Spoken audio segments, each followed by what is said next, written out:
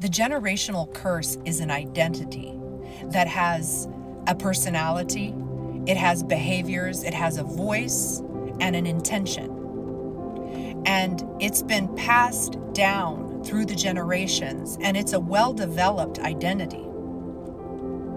I'm the generational curse breaker. And I remember very vividly the effort that it took for my father to implant that identity into me.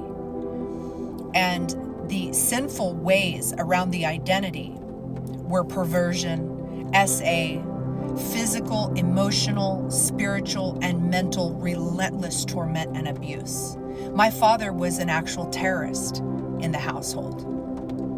I at 3 and 4 and 5 years old, I would be interrogated for hours on end, like in complete anguish over like a hammer that was not able to be found in the garage, for example.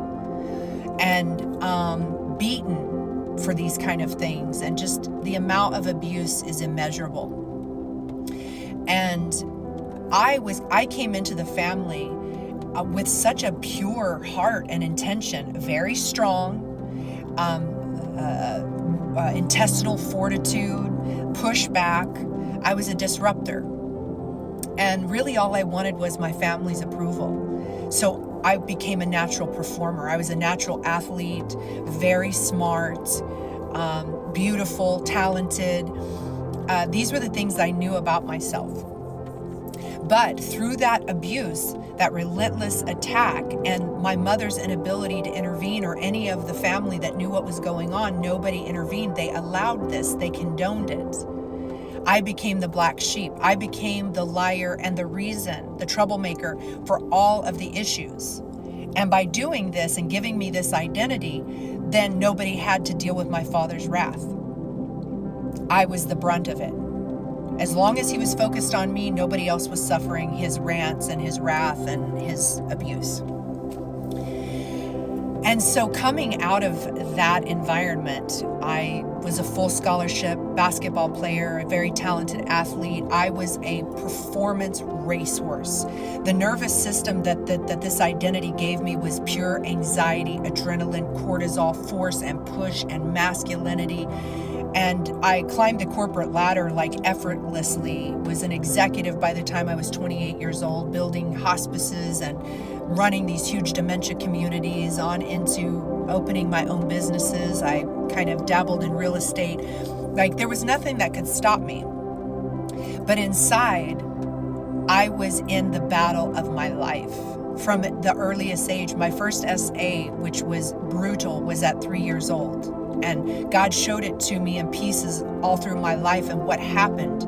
And then the subsequent things that happened. What it did was gave me this identity that has a spirit of offense, a paranoia about people, that when I give my good heart, I'll be betrayed. I will be mishandled and mistreated. And after a certain point, now you're going to get my wrath. And so what it led to was the destruction of everything. It ruined my life. And the voice of that identity in that curse was, take yourself out, just take yourself out, just take yourself out. I remember my father, the last literally 20 years of his life, he just curled up in bed. He just laid there. And I thought so little of him for doing that. He created his own diseases and manifested real illness that would justify him curling up in bed. But I see now he was exhausted. He was in that same battle that I am now carrying. And here I am at 48 years old. I think to myself on a daily basis, if I don't get up and battle every thought, every voice, every behavior from that identity, it's going to take over me and I'll become my father. And I really now, through the years, was dedicated to Christ from an early age. Got tired. I grew impatient with the Lord because I just thought I wasn't going to make it. I was going to take myself out. I go down all the spiritual paths, all the holistic journeys, the plant medicine journeys, the yogic path. I went down every occult path that I could, seeking relief, quick relief, like a 911 emergency, because I was growing exhausted.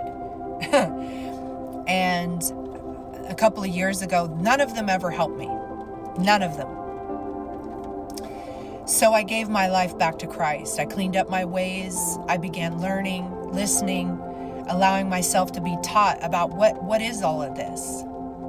And so for the last 2 years, I've been on this journey. God instructed me to open this channel and just share my journey. And through me sharing, He gives me wisdom. He allows me to channel His words and His wisdom through the airwaves, what is really teaching me. And the great blessing is that maybe it reaches other people, and for that, I'm so blessed. So a few days ago, I went on a fast, the first fast that I did biblically. And I was so not prepared, but I just cut the food off and did my water. I was in a pretty miserable state, which isn't unlike my journey, where the battle gets tougher at some points and some days are a little bit easier, but these first 2 days were pretty tough. The night of the second, and let me preface this by saying, when I started the fast, I said, God, show me what this is. Just show me what this is. I didn't ask what to do about it. I just want to know, what is it doing? What is it? The second night He showed me, and it was brutal. I felt like I went to bed. I had The Chosen on, ended up leaving The Chosen on the TV all night long. I don't sleep with the TV on, but it's like I felt like I needed Jesus's voice and to fill the room with His Spirit. And I was on my heels. I was backing up. And this thing that He showed me is an identity that I have come into agreement with, that everyone that had it in the bloodline came into agreement with. They just moved into their anger, to their wrath, to their abusive behavior, and they just kept passing it down. And so the identity is a full personality. And that's been the war inside of me, the me that Christ made me to be, fighting against this identity that was given to me, that I carried shame around. The destruction of the behaviors of that identity were out of my control. Like, it just happened, and it would still kill and destroy my inheritance, my success, my relationships, my love, to the point that I felt I wasn't even worthy of love. I don't even know how to accept God's love.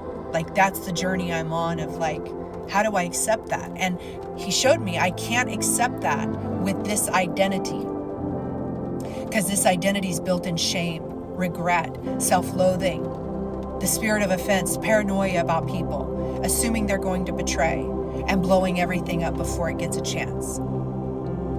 He showed me that not only is it a full-blown identity, it is masking itself as you, Angel. And He showed me that night, it isn't you. It's tricking you to believe that it's you. When He gives you thoughts, you think they're your thoughts, and you carry shame that is something that is you, but it isn't you. And the most mind-blowing, profound breakthrough for me is that because He showed me it isn't me, all of a sudden He opened the gateway of forgiveness. To see what my father and mother were going through, that they were so wrapped up in the curse that they were being operated by something else. And because I've lived it, I understand why my dad laid down and curled up. He was tired of fighting, but he didn't believe in Christ. My mom didn't really either. And so God showed me this morning, and I had to get on here and share. Not only do you set that identity down, you see it in its entirety and all of its tentacles and its behaviors and its voice, and you begin to see the whole identity and its ways, that you don't have to fight it. You just set it down at the feet of Jesus. Let Christ take on that enemy. It has no power and authority at His feet. And that I am free to forgive it. To forgive myself. It wasn't me.